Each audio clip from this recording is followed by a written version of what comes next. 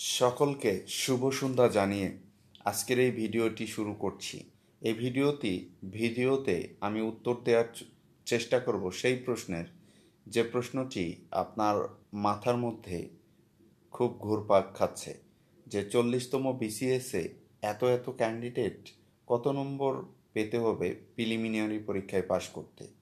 তো 40তম বিসিএস এর প্রিলিমিনারি পরীক্ষায় বাংলায় 35 নম্বরের মধ্যে আপনি যদি 20 নম্বর পান, রাইট, এবং এটি সহজ, এটি খুব বেশি কঠিন হবে না। এবং ইংরেজিতে যদি আপনি 35-এর মধ্যে 18 পান, এবং বাংলাদেশ বিষয়াবলীতে যদি আপনি 30-এর মধ্যে 20 পান, এবং আন্তর্জাতিক বিষয়াবলীতে যদি আপনি 20-এর মধ্যে 13 পান, এবং ভূগোল, বাংলাদেশ ও বিশ্ব এবং পরিবেশ ও দুর্যোগ ব্যবস্থাপনা, তো এখানে যদি আপনি 10-এর মধ্যে 6 পান, এবং সাধারণ বিজ্ঞানে যদি আপনি 15-এর মধ্যে 8 পান, এবং কম্পিউটার ও তথ্য প্রযুক্তিতে 15 মার্কের মধ্যে যদি আপনি 8 পান, এবং গাণিতিক যুক্তিতে যদি আপনি 15-এর মধ্যে 10 পান, রাইট,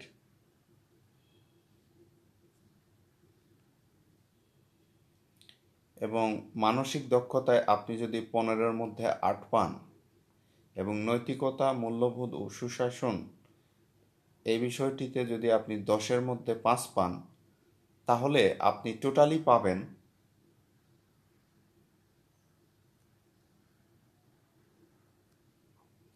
116 নাম্বার, রাইট।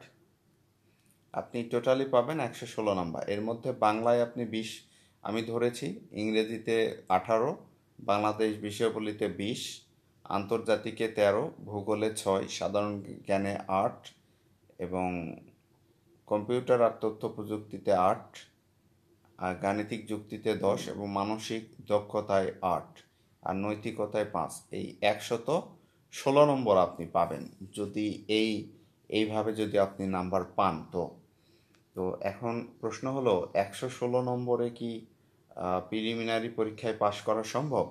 আমি বলবো যে হ্যাঁ, আপনি যদি 116 পান তাহলে আপনি সেফ জোনে আছেন বলে আমি বিশ্বাস করি।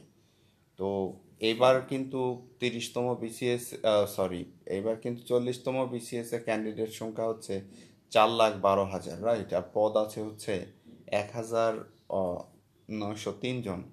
তো ধরুন যদি পিএসসি ক্যাডার 1,003 জন, তো এখানে ধরেন নন ক্যাডার নিয়োগ হবে ধরেন যে 5,000, ওকে, আর আর ক্যাডার এখানে কত আছে, 11,000, তাই না, 1,900 মানে 11,000, তাহলে 5-6,000, 6,000, তো 6,000-এর ডাবল ধরেন তাহলে কত হচ্ছে, 12,000।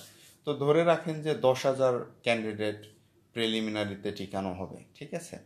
তা 10,000-এর মধ্যে আপনাকে থাকতে গেলে 116 মার্ক, ওকে। সুতরাং 116 মার্ক যদি পান তাহলে আমি বলবো সেফ জোন, এবং 120 যারা পাবেন তারা 99% শিওর যে তারা টিকবেন। সুতরাং আপনার টার্গেট হোক 116 থেকে 120। পরীক্ষার হলে যদি আপনি দেখেন যে আপনি 116 পাচ্ছেন অথবা 120 পাচ্ছেন, তাহলে আপনার খুব বেশি আর রিস্ক নেওয়ার দরকার হবে না। তো এখানে আরেকটা কথা বলে রাখি যে অ্যাকচুয়ালি প্রশ্ন যদি খুব কঠিন হয় তাহলে হতে পারে যে আপনি 100 নম্বরেও টিকে যেতে পারেন, রাইট। তো এই ভিডিওতে এখন আপনার মন্তব্য করার কোনো দরকার নাই।